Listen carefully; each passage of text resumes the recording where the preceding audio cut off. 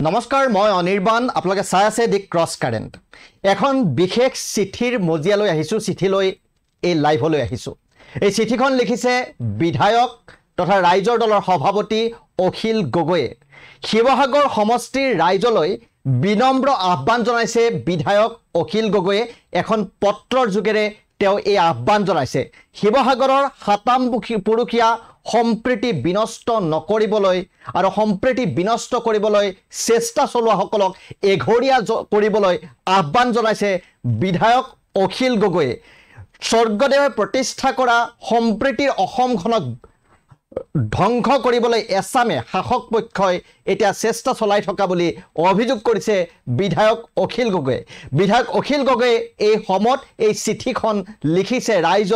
ৰাইজলৈ বিনম্ৰভাৱে আহ্বান জনাইছে তেওঁ কি লিখিছে আমি পঢ়িবলৈ লৈছো আপোনালোকক শুনাবলৈ লৈছো বিধায়ক অখিল গগৈৰ এই বিশেষ চিঠিখন ৰাইজলৈ বিনম্ৰ আহ্বান নমস্কাৰ গ্ৰহণ কৰিব অসমৰ সাম্প্ৰতিক পৰিৱেশ আৰু পৰিস্থিতিৰ প্ৰতি সচেতনতাৰে লক্ষ্য ৰখা প্ৰতিগৰাকী লোকেই অৱগত যে অসমীয়া সমাজখনৰ পুৰাতন ঐতিহ্য আৰু বৈশিষ্ট্যক যেন আঘাত হনাৰ নিৰন্তৰ প্ৰয়াস চলিছে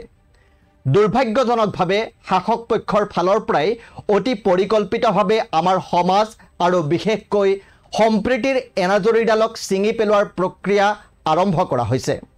যি উদ্বেগজনক ঘটনাক্ৰমে প্ৰতিগৰাকী মানৱীয় গুণসম্পন্ন লোককে চিন্তান্বিত কৰাই নহয় অসমীয়া সমাজখনৰ একেলগে থাকি সমন্বয়েৰে আগবঢ়াৰ মূল আধাৰটো ক্ষতিগ্ৰস্ত হ'ব নেকি তাক লৈ প্ৰশ্নৰ অৱতাৰণা কৰিছে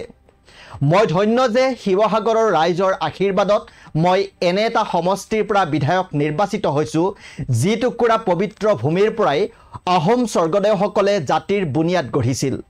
600 বছৰীয়া আহোম ৰাজত্বকালত এই শিৱসাগৰৰ পৰাই আৰম্ভ হৈছিল সাম্য মৈত্ৰী আৰু একতাৰ বৰ অসম গঢ়াৰ যাত্ৰা এইখন শিৱসাগৰৰ পৰাই মহান স্বৰ্গদেউসকলে ৰচনা কৰিছিল আমি একেলগে থকাৰ একেলগে আগবাঢ়ি জাতিসত্তাক শক্তিশালী বৰভেটি গঢ়াৰ এক শান্ত সমাহিত পৰিৱেশ আহোম শাসন প্ৰণালীয়ে আমাক শিকাই আহিছে সমিলমিলেৰে আগবঢ়াৰ প্ৰেৰণা দিছে আৰু আমাক এটা জাতি হিচাপে পৰিচয় প্ৰদান কৰিছে যিটোৰ নাম অসমীয়া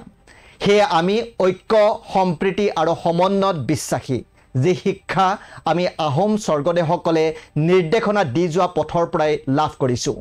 কিন্তু মহান স্বৰ্গদেউসকলে যি শিৱসাগৰৰ পৰাই একত্ৰ জাতিসত্তাৰ বুনিয়াদ গঢ়িছিল যি শিৱসাগৰক হৌ তাহানিৰ পৰাই অসমীয়া জাতিয়ে অতি শ্ৰদ্ধাৰে লক্ষ্য কৰে আদৰ্শ হিচাপে গ্ৰহণ কৰে যি শিৱসাগৰে জাতিক সমন্বয়েৰে আগবাঢ়িবলৈ অনুপ্ৰেৰণা যোগায় সেই শিৱসাগৰকে যেন শাসক পক্ষই পৰিকল্পিতভাৱে লক্ষ্য কৰি লৈছে সেই কথাই সচেতন প্ৰতিজন অসমীয়াই উদ্বেগজনকভাৱে আজি লক্ষ্য কৰিছে ৰাইজ আহোম স্বৰ্গদেউসকলে সৰ্বোচ্চ ত্যাগেৰে যি ভূমিৰ পৰা জাতিটো গঢ়িছিল সেই পীঠস্থান শিৱসাগৰৰ পৰাই যেন অসমীয়া সমাজখনক খণ্ডিত কৰাৰ প্ৰয়াস কৰা হৈছে বাৰম্বাৰ শিৱসাগৰৰ ঐতিহ্য আৰু সমন্বয়ক শাসক পক্ষই আঘাত হানিবলৈ চেষ্টা চলাইছে শাসক পক্ষ নিশ্চিত যে জাতিটো গঢ়াত অগ্ৰণী ভূমিকা আৰু নেতৃত্ব লোৱা শিৱসাগৰৰ সমাজ আৰু ঐতিহ্যক আঘাত কৰিব পাৰিলেই অসমত সাম্প্ৰদায়িক মেৰু বিভাজনৰ ৰাজনীতিৰ সফল ৰূপ দিব পৰা যাব সম্প্ৰীতিৰ শিৱসাগৰ আৰু অসমীয়া সমাজখনক বিভেদৰ বিষবাস্পৰে অস্থিৰ কৰি ইপ্সিত লক্ষ্যত উপনীত হোৱাটো সম্ভৱপৰ হ'ব সেয়ে বাৰম্বাৰ শিৱসাগৰক লক্ষ্য কৰা হৈছে অস্থিৰ কৰাৰ পৰিকল্পনা কৰা হৈছে কিন্তু শিৱসাগৰৰ বিধায়ক হিচাপেই নহয় এজন গৰ্বিত অসমীয়া হিচাপে আৰু এজন হাতঘৰীয়া আহোমৰ সন্তান হিচাপেও মই দৃঢ় বিশ্বাসী যে আহোম স্বৰ্গদেউসকলে জাতি গঢ়াৰ শিৱসাগৰৰ বৰভেটিটোৰ পৰাই শাসক পক্ষৰ সকলো চক্ৰান্তই অসমীয়াই প্ৰতিহত কৰিব শিৱসাগৰৰ ভূমিৰ পৰাই বিভেদৰ ৰাজনীতিত বিশ্বাসীসকললৈ এটা স্পষ্ট বাৰ্তা যাব আমি সম্প্ৰীতিৰে আছিলোঁ আৰু থাকিম আমি ধৰ্মৰ ঊৰ্ধত জাতি হিচাপেহে পৰিচিত আছিলোঁ আৰু থাকিম মোৰ বিশ্বাস শিৱসাগৰৰ ঐতিহ্যক আঘাত হানিবলৈ চলি থকা প্ৰয়াস আৰু চক্ৰান্তক শিৱসাগৰৰ সচেতন নাগৰিকসকলে ৰাইজ দল সংগঠন আৰু সাংবাদিকসকলে উফৰাই পেলাব আহোম স্বৰ্গদেউসকলে দেখুৱা আদৰ্শত দেখুৱাই যোৱা আদৰ্শত বিশ্বাসী এজন গৌৰৱী অসমীয়া হিচাপে জাতি হত্যাক আঘাত আনিবলৈ চক্ৰান্তকাৰীয়ে চলাই থকা ষড়যন্ত্ৰক মহিমূৰ কৰিবলৈ সকলোকে আগবাঢ়ি আহিবলৈ বিনম্ৰ আহ্বান জনালোঁ। এই সংকটৰ সময়ত জাতিটোক ভাল পোৱা জাতি ধৰ্ম বৰ্ণ নিৰ্বিশেষে সকলো বিবেকবান মানুহ ঐক্যবদ্ধ হৈ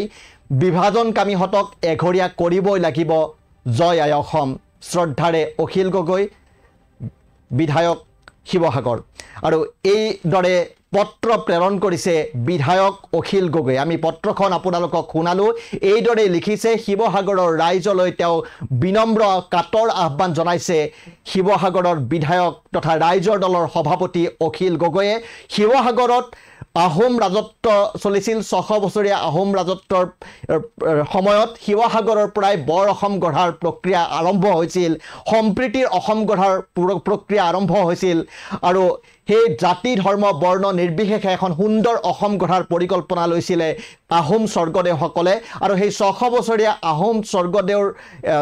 600 বছৰীয়া ৰাজত্বক সুঁৱৰি বিধায়ক অখিল গগৈ এইদৰে পত্ৰ প্ৰেৰণ কৰিছে। আৰু এইদৰে তেওঁ শিৱসাগৰৰ ৰাইজলৈ বিনম্ৰ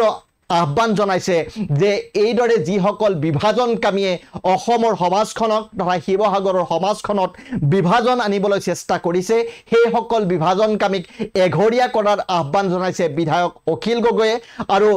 চৰকাৰৰ তথা শাসক পক্ষৰ এই ধৰণৰ ষড়যন্ত্ৰ যাতে সফল নহয়, চৰকাৰৰ ষড়যন্ত্ৰ যাতে মহিমূৰ কৰিব পৰা যায়, তাৰ বাবে সকলোকে একগোট হ'বলৈ তেওঁ আহ্বান জনাইছে। আৰু এইদৰে পত্ৰ প্ৰেৰণ কৰিছে বিধায়ক অখিল গগৈয়ে। আৰু ক'ব লাগিব শেহতীয়াভাৱে যোৱা কিছুদিনত বিভিন্ন প্ৰক্ৰিয়াৰে বিভিন্ন ধৰণেৰে বিভিন্ন মন্তব্যৰে শাসক পক্ষই এক বিভাজন তথা মেৰু বিভাজনৰ ৰাজনীতি কৰাৰ চেষ্টা চলাই আছে সমগ্ৰ অসমতে, কেৱল শিৱসাগৰেই নহয়। তেনেকুৱা বিভিন্ন অভিযোগ উত্থাপিত হৈছে, বিভিন্নজনে এনেকুৱা অভিযোগ কৰি আহিছে। কিন্তু তাৰ মাজতে এই বিষয়টোক লৈ যথেষ্ট সক্ৰিয় হৈছে আৰু এই বিষয়টোক লৈ যথেষ্ট উদ্বিগ্ন হৈছে শিৱসাগৰৰ বিধায়ক অখিল গগৈ, ৰাইজৰ দলৰ বিধায়ক অখিল গগৈ। সেইবাবে নিজৰ সমষ্টিটোৰ ৰাইজলৈ এইদৰে বিনম্ৰভাৱে আহ্বান জনাইছে চৰকাৰৰ বা শাসক পক্ষৰ এই চক্ৰান্ত যাতে সফল নহয়, শাসক পক্ষৰ এই চক্ৰান্তক যাতে ৰাইজে উফৰাই পেলাব পাৰে তাৰ বাবে একগোট হ'বলৈ। আৰু তাৰ বাবে স্বৰ্গদেৱে দেখাই যোৱা বা 600 বছৰীয়া আহোম ৰাজত্বই দেখাই যোৱা আদৰ্শক শিৰোগত কৰি আগবাঢ়িবলৈ সকলোলৈ আহ্বান জনাইছে। আৰু বৰ্তমান সময়ত এই চিঠিখন এই কথাখিনি যথেষ্ট প্ৰাসংগিক হিচাপেও বিবেচিত হৈছে। ক'ব লাগিব যে বিধায়ক অখিল গগৈৰ বৰ্তমান সময়ত উদ্বিগ্ন এই বিষয়টো লৈ, কাৰণ শিৱসাগৰৰ বৰ্তমান সময়ত এনেকুৱা এটা পৰিৱেশ ৰচিবলৈ চেষ্টা চলোৱা হৈছে বা চেষ্টা চলাইছে একাংশই, তেনেকুৱা বিভিন্ন অভিযোগ উঠিছে। আৰু তাৰ পাছতে এইদৰে উদ্বিগ্নতা প্ৰকাশ কৰি পত্ৰ লিখিবলৈ বাধ্য হৈছে বিধায়ক অখিল গগৈ। ৰাইজলৈ আহ্বান জনাইছে, ৰাইজলৈ গুহাৰি জনাইছে আৰু এইদৰে কাতৰ আহ্বান জনাই বিভাজনকামীক এঘৰীয়া কৰিবলৈ সকলোকে একত্ৰিতভাৱে প্ৰচেষ্টা চলাবলৈ, সকলোকে একগোট হ'বলৈ আহ্বান জনাইছে বিধায়কগৰাকীয়ে।